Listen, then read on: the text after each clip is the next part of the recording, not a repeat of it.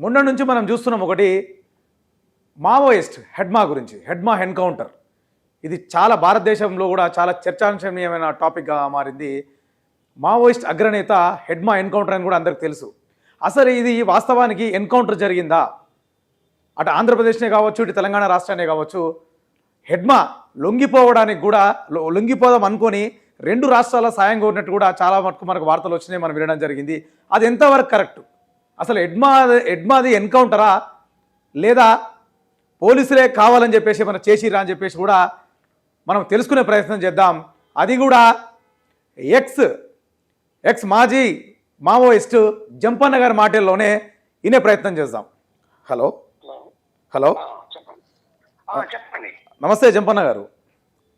నమస్తే, చెప్పండి. ఇది భారతదేశంలో కూడా చాలా చర్చనీయాంశంగా మారింది హెడ్మా ఎన్కౌంటర్. మావోయిస్ట్ అవును, హెడ్మా ఎన్కౌంటర్ ఒకటి హిస్టరీగా మారింది. వాస్తవానికి అది ఎన్కౌంటర్ అయినా లేకపోతే పోలీస్ స్టేషన్ ఏమైనా స్కెచ్ ఉందా? ఇప్పుడు అది ట్రాప్ అది అంటే ఒక్క ఇర్మా మాత్రమే కాకుండా కూడా మిగిలిన వాళ్ళు కూడా అరెస్ట్ అయింది కదా, విజయవాడ పరిసర ప్రాంతాల్లో కూడా అరెస్ట్ అయిండ్రు. అవును వీళ్ళంతా కూడా ఒక ట్రాప్ లో భాగంగా అంటే పోయిండ్రు వీళ్ళు. పోవడానికి కారణాలు వేరు వేరు ఉన్నాయి. ఈ పార్టీ చెప్పాలి. మావోయిస్ట్ పార్టీ నిన్న ఒక లెటర్ రిలీజ్ చేసింది. దాంట్లో పట్టుకొని చంపిన విషయాన్ని స్పష్టం చేసింది. అంటే హాస్పిటల్ కు పోతే పట్టుకొని చంపినని చెప్పింది. ఇంతవరకు వాస్తవమే కానీ ఇంకా మిగిలిన విషయాలు చెప్పలేదు. భవిష్యత్ చెప్పవచ్చు.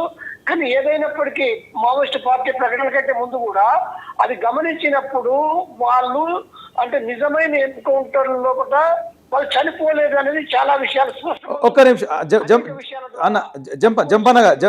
జంపన్న గారు, ఒక్క నిమిషం. ఇప్పుడు ఈ హెడ్మాకు సంబంధించిన హెడ్మా కూడా అయినా కూడా ఆంధ్రప్రదేశ్ ఒకటి తెలంగాణ రాష్ట్రాన్ని కూడా లొంగిపోతామని చెప్పేసి సాయం అడిగినట్టు కూడా ఒక వార్తలు వచ్చినాయి. అది నిజమేనా? అది అంటే అది మనకు ఆ క్లారిటీ లేదు. అది అంటే ఒక రకంగా ఎవరో జర్నలిస్ట్ కు తన లెటర్ పంపిండని కానీ అంత ఈజీగా ఇడ్మా గానీ ఆ 70 మంది గానీ జస్ట్ ఆ లెటర్ మాత్రమే ఉంది. మరి ఆ లెటర్ ఉన్నప్పుడు ప్రయత్నాలు చేస్తారు కరెక్టే. అంటే తెలంగాణ ఇప్పుడు ఈజీగా అంటే అంత ఈజీగా పోరు. అది లొంగిపోవటం అనుకున్నప్పుడు చాలా ప్రయత్నాలు చేసుకుంటారు. అనేక రకాల ఏర్పాట్లు ఉండి మాత్రమే పోతారు. అది ఆ ప్రయత్నాల మీద రేవంత్ రెడ్డి గవర్నమెంట్ స్పందించలేదని చెప్పొచ్చా మనం? అంటే స్పందించకపోవడం ఏముంటుంది? అది ఎవరినైనా ఇప్పుడు సరెండర్ చేసుకుంటారు కదా. రేవంత్ రెడ్డి అయినా చేసుకుంటాడు, ఏ గవర్నమెంట్ అయినా చేసుకుంటుంది. కానీ అది కాకపోతుంది. స్పందించకపోయినా కానీ వేరే కాడికి అంత తొందరగా పోయి ఆ రకంగా చనిపోవాల్సిన అవసరం ఉండదు కదా. అందుకే ఇక్కడ కాకుండా ఆంధ్ర సరిహద్దుల నుంచి అక్కడి నుంచి నడుచుకుంటూ వెళ్తే కావాలని స్కెచ్ వేసే చంపేసిరన్న ఒక అభియోగం కూడా గట్టిగా ఉన్నది. నడుచుకుంటే ఏం పోలేదండి. నడుచుకుంటే ఎక్కడికి పోలేదు. నడుచుకుంటే ఎక్కడికి పోతాడు ఆయన? ఒకవేళ అంటే ఇప్పుడు ఆయన పోయింది ఆ తూర్పు గోదావరి అల్లూరు జిల్లా అనేది ఉందో అక్కడి నుంచి అంటే ఇప్పుడు చూస్తని దగ్గరే ఉంటది మామూలుగా కార్ల పోవటానికి. వాళ్ళు నడకతోటి పోవాలనుకుంటే ఏంటంటే చాలా నదులు దాటాలి, రోడ్డు దాటాలి, అడవి దాటాలి. పోలీసు పూర్తి కంట్రోల్ అది ఏమాత్రం కూడా అక్కడ ఆర్గనైజేషన్ లేదు. చాలా కాలం క్రితమే దీనికి ఏ సంబంధం లేకుండా అక్కడికి పోవడం అనేది ఎందుకు పోతాడు? అది పోయేదేం కాదు. అది అసలు అక్కడ ఎన్కౌంటర్ కాలేదు. అది ఎవరు కాలేదు. అది ఇడ్మా కాలేదు, శంకర్ కాలేదు, ఎవరు కాలేదు. వీళ్ళు విజయవాడకు పోయిందో దొరికిండ్రు వీళ్ళు. ఇది పక్కా కన్ఫర్మ్ ఏంటంటే హెడ్మా వచ్చేసి మాత్రం ఫేక్ ఎన్కౌంటర్ అంటారా? ఇది 100% ఫేక్ ఎన్కౌంటర్. మరి బండి సంజయ్ గారు, కేంద్ర మంత్రి బండి సంజయ్ గారు కూడా నిన్న మాట్లాడుకుంటా ఒక మాట మాట్లాడుతున్నారు. అర్బన్ నక్సలైట్లు బాగానే ఉంటున్నారు, ఏసీ రూమ్లలో ఉంటున్నారు, వాళ్ళు మంచి విలాసవంతమైన జీవితం గడుపుతున్నారు, అడవుల్లో ఉన్న నక్సలైట్ మీరు ఎందుకు బలి అవుతున్నారు అని చెప్పేసి ఒక మాట మాట్లాడు. ఏ విధంగా చూడొచ్చు ఇది మనం? ఇప్పుడు అర్బన్ నక్సల్స్ ఎవరండి? అర్బన్ నక్సల్స్ కోర్టులో జడ్జి అడుగుతూనే అర్బన్ నక్సల్స్ ఎవరనేది చెప్పలేకపోయినారు. బీజేపీ సెంట్రల్ గవర్నమెంట్ సంబంధించిన అంటే వాళ్ళకి సంబంధించిన లాయరే చెప్పలేకపోయిండు. అర్బన్ నక్సల్స్ ఎవరు? అర్బన్ నక్సల్స్ అంటే ఏంటిది? ఎవరైనా చెప్తారా? అర్బన్ నక్సల్స్ అంటే ఆయన ఇప్పుడు బండి సంజయ్ గారు లేరు. తర్వాత ఇక్కడ ఆయుధాలు పట్టుకున్న లేరు. ఇక్కడ హత్యలు చేసే వాళ్ళు ఎవరు లేరు పట్టణాల్లో కూడా. అనవసరంగా అవన్నీ ప్రచారం చేయడం వేస్ట్. అది సాక్షాత్ డైరెక్ట్ సెంట్రల్ మినిస్టరే. మావోయిస్ట్ పార్టీ అభిమానులు అడవిలో ఉంటారు, మైదానాలు ఉంటారు, పట్టణాలు ఉంటారు, అమెరికాలో ఉంటారు, ఇంగ్లాండ్ ఉంటారు, అంతటా ఉంటారు. దాని ఏముండదు ఆశ్చర్యం.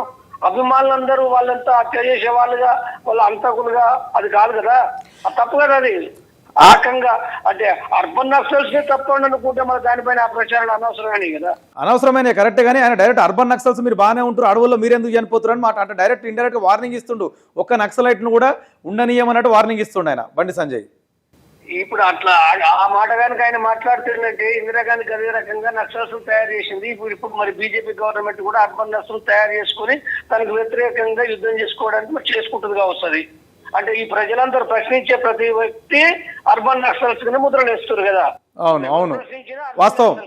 అదే ఎవరైతే బయట ఉండి మీలాంటి వాళ్ళు ఎవరైనా సరే ప్రశ్నించే అవసరం వస్తే మీరు ప్రశ్నిస్తారు కాబట్టి మీరు అర్బన్ నక్సల్స్ కిందకి వస్తున్నారు మీరు ఆయన దృష్టిలో. మేమని కాదండి, నేను ఎట్లా కాదు కానీ నేను ఆ మావోయిస్ట్ పార్టీ లైన్ నేను వదిలేసి వచ్చిన కానీ ఎవరు ప్రశ్నించినా అది మీరనే కాదు ఎవరు ప్రశ్నించినా కూడా బీజేపీ కాకుండా ఇప్పుడు మీరు జర్నలిస్ట్ మీరు ప్రశ్నిస్తే మీరు కూడా నా అర్బన్ నక్సల్. అవును అవును అట్లా అదే విధంగా బీజేపీకి మీరు మీరు మీరు భజన చేస్తే మీరు కారు అంతే, అంతకంటే ఏం లేదన్నా. అంటే పార్టీకి విధేయుడుకుంటే మాత్రం మంచిగా ఉంటది కానీ పార్టీకి బయట మాట్లాడితే అందరూ అర్బన్ నక్సలైట్ల కిందకి వస్తారని మీరు అంటున్నారు. అంతే కదా మరి, అదే కదా. అయితే లాస్ట్ చివరికి ఒకటే జంపన్న గారు లాస్ట్ చివరికి ఒక్క ప్రశ్న, హెడ్ మాది మాత్రం ఖచ్చితంగా ఫేక్ ఎన్కౌంటర్ అంటారు కదా. అందరికి అర్థమవుతున్నాయి, ప్రజలకు అర్థమవుతుంది, ఎవరైనా చెప్పగలుగుతారు కదా. దాంట్లో ఏమున్నది అందులో స్పష్టంగా అర్థమవుతుంది కదా. ఆయన విజయవాడలో కూడా పట్టుకున్నారు, చంపేసిన స్పష్టంగా అర్థమవుతుంది. వీళ్ళు ఆ డ్రెస్సులు కూడా ఉందంటే ఆ కొత్త డ్రెస్సులు తొడిగించి గుండీలు పట్టని డ్రెస్సులు తొడిగించింది కానీ తర్వాత వెపన్స్ కూడా అక్కడ 12 బోర్లు రివాల్వర్ పిస్టల్ దొరుకుతుంటుందా. అంటే ఒక బెటాలియన్ కమాండర్ బెటాలియన్ తో పట్టుకుంటాడు కానీ 5-6 సభ్యులతోటి అసలు ఆ ప్రాంతం కూడా సంబంధం లేని ప్రాంతంలో కూడా అది దొరకడం ఏంటిది. ఆల్రెడీ కూడా మావోయిస్ట్ పార్టీ కూడా ప్రకటించింది కదా. అవును ఇక్కడ విజయవాడలో కూడా దొరికిన విషయాన్ని కూడా స్పష్టంగా చెప్తూనే ఉంది. కాబట్టి అది అంటే వాళ్ళు చెప్పొచ్చు కాక ఏది పార్టీ ఎన్కౌంటర్ అనేది తప్పది.